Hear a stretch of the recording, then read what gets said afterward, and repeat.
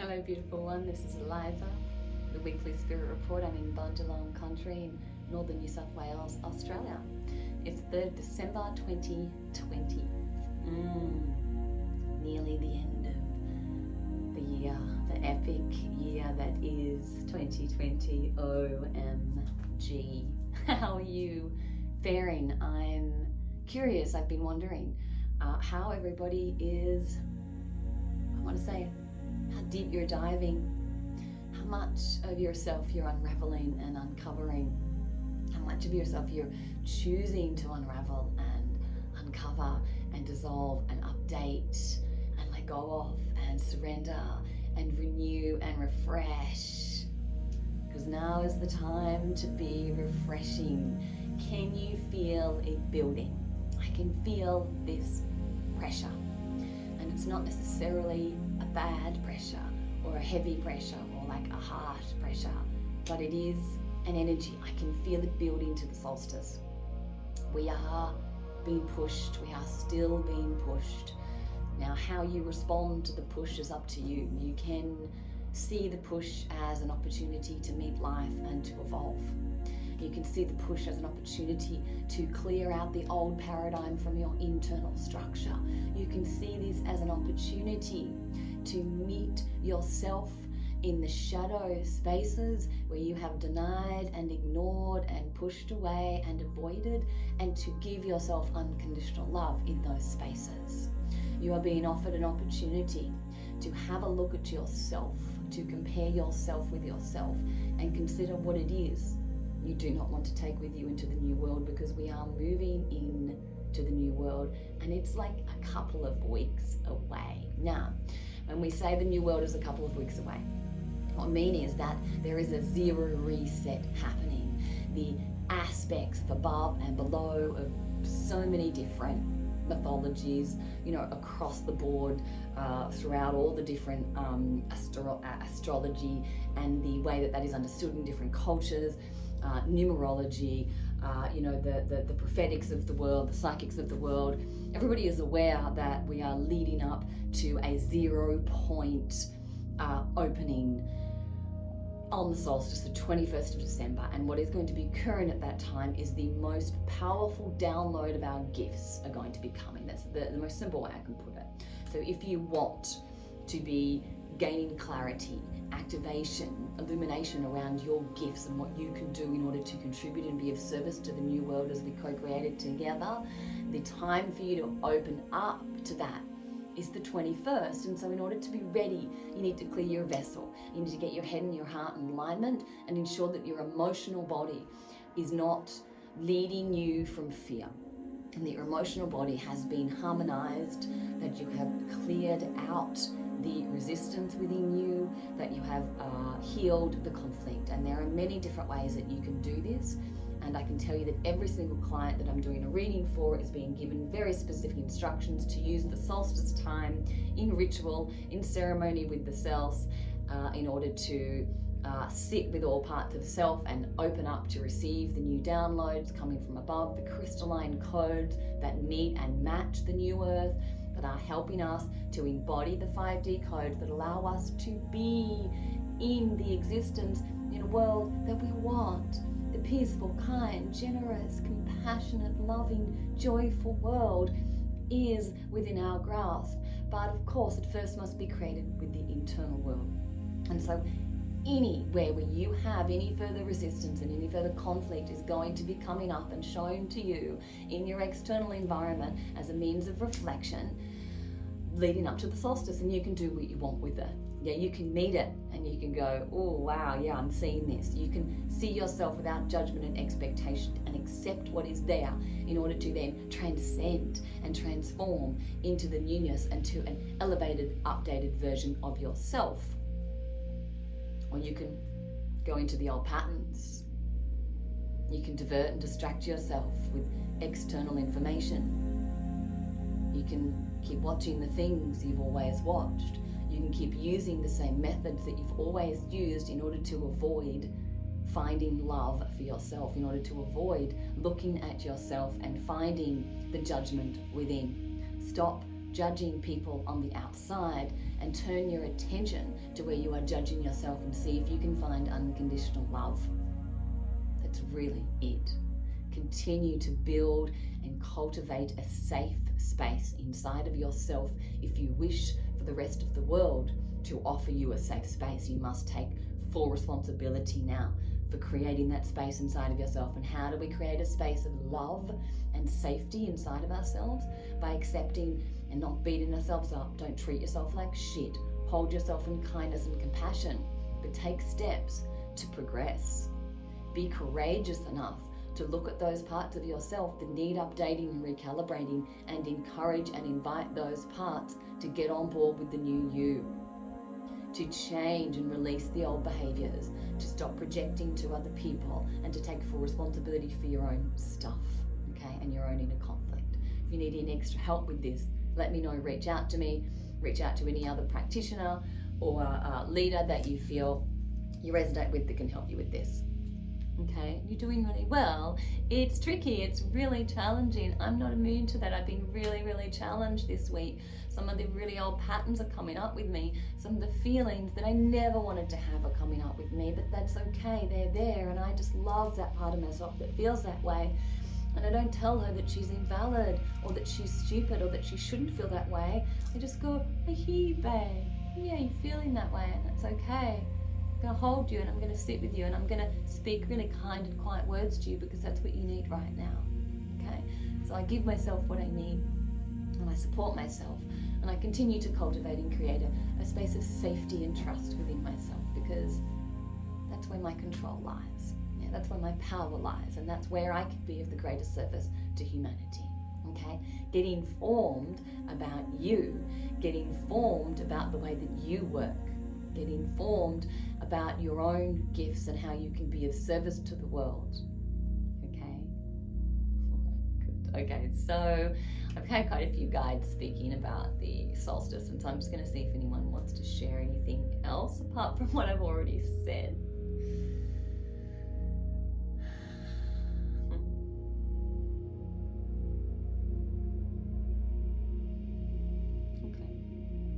Okay, so what they're showing me is a really beautiful imagery of our ancestors, and I want to say our loving ancestors, yeah, very particular frequency.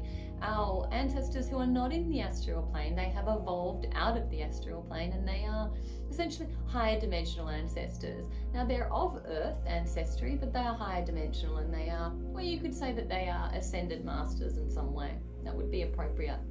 And they are holding us. They are in a circle around us. And so your own private, personal ancestors that have, again, elevated and evolved through the realms of Earth already and have moved up the, well, let's just say the levels of understanding and consciousness.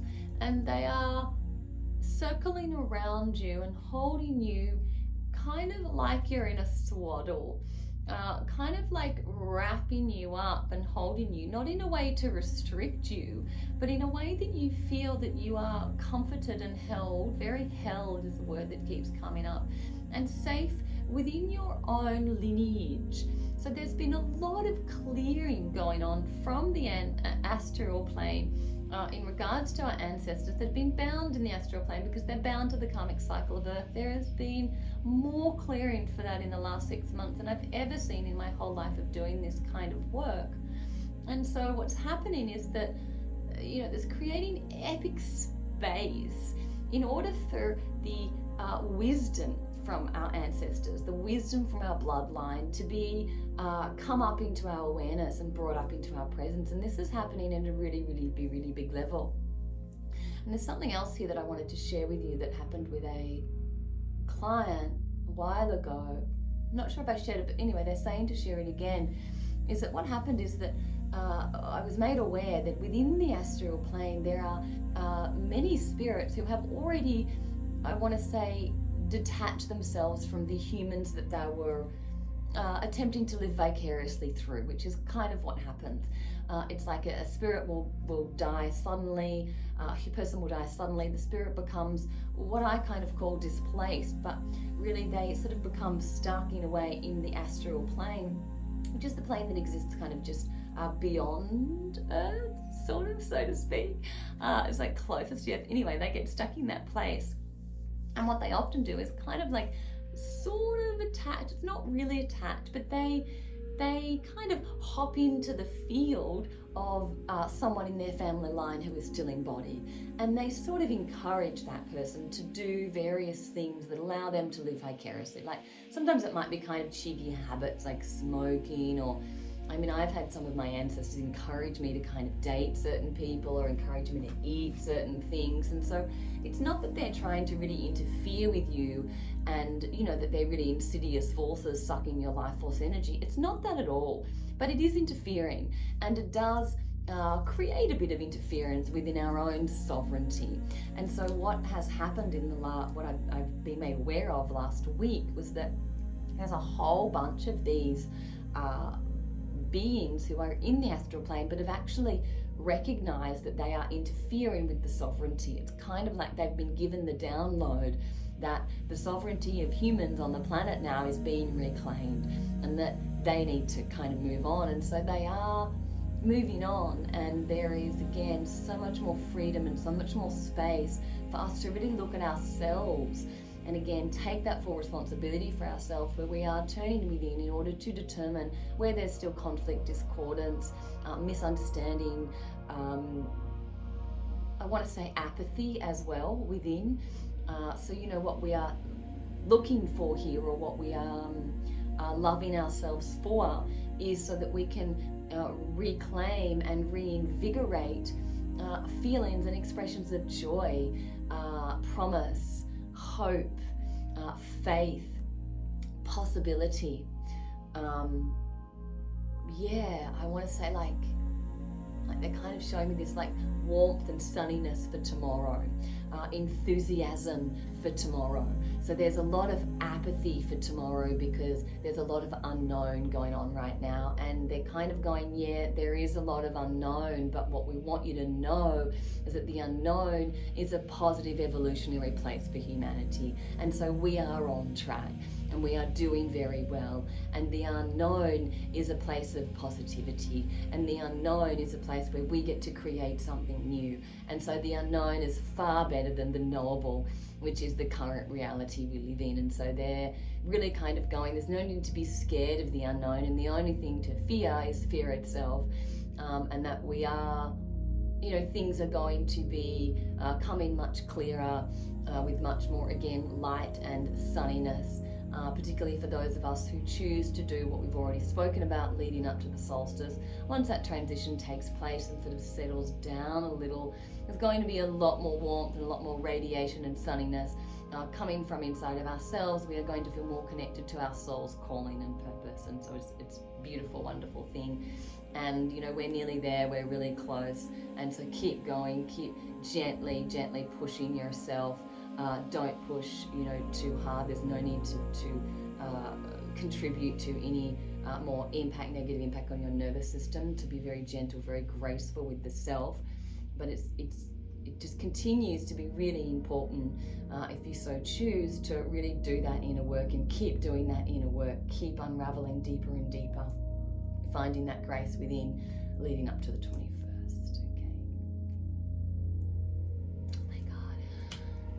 I'm hearing that and I'm like, oh my God, really?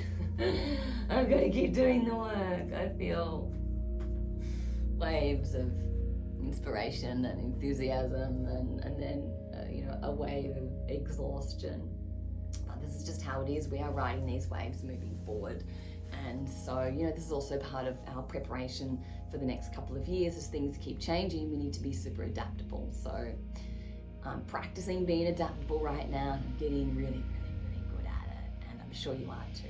And yeah, I love you so much, and thank you for speaking with me and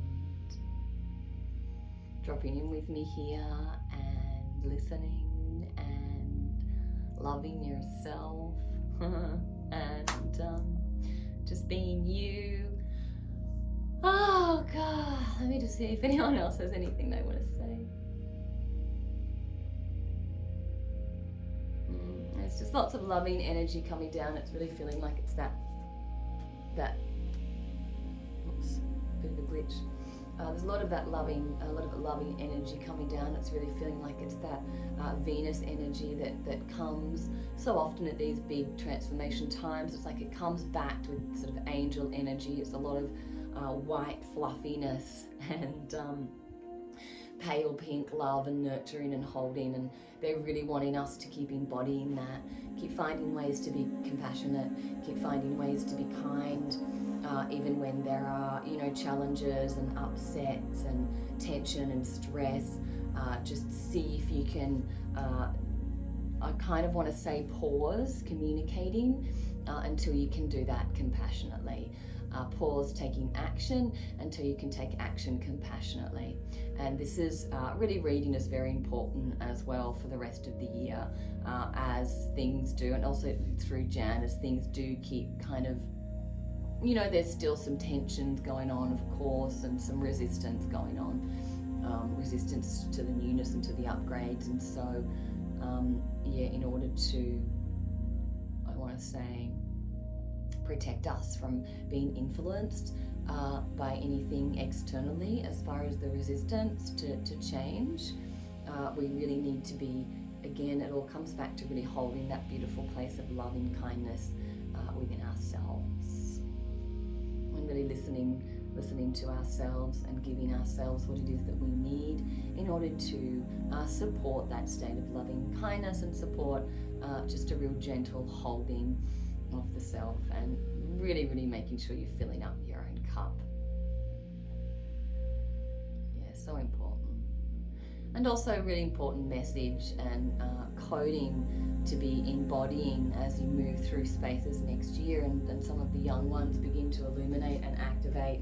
They need to have a lot of people in the world who have already learned and made the choices and are still choosing to hold that loving kindness within themselves. It's really important that they have people that are modeling and embodying that. Okay. Cool bananas. All right, I'm gonna leave it there and say, see you later. Okay, I just wanna reiterate being kind and gentle to yourself. I mean, I still do it too. Like, I nearly yelled at myself yesterday and I was like, hang on a minute, don't be mean. You're a bossy part, be kind to me. And I just had to sort of settle down and simmer down my fire a little bit, just turn some love to myself. And it's an endless process, so keep up the good work. Thank you so much, I love you.